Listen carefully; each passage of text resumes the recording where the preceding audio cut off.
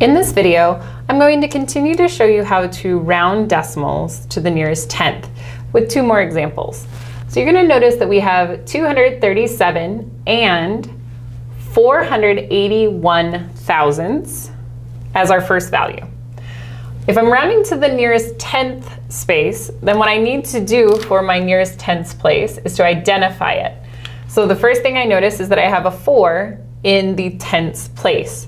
But in order to be able to round, I need to look at the place value to the right. So the place value to the right of the tenths place is the hundredths place. You're going to notice that there is an 8 in the hundredths place. Using our rounding rules, we know that 8 is greater than or equal to 5, which means that I'm going to need to round up to the next tenth. So when rounding this value, I would expect for this to be 237 and 5 tenths. This would be our rounded value. Taking a look at another one, we have 53 and 19 thousandths this time.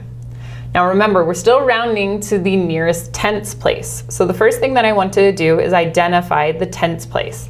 In this case, you'll notice that there is a 0 in the tenths place.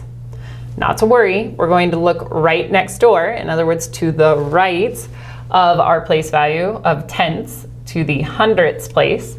And this is going to tell me whether or not I need to round up or down to the next tenth. So in this one, you'll notice that I have a 1 in the hundredths place. Since 1 is less than 5, then what I'm going to need to do is round down.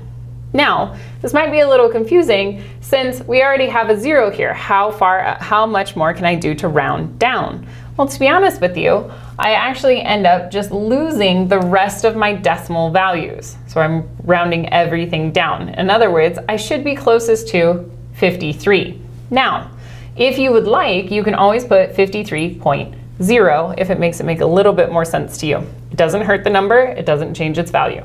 So either way is fine with me. Hopefully this video helps you in rounding to the nearest tenth.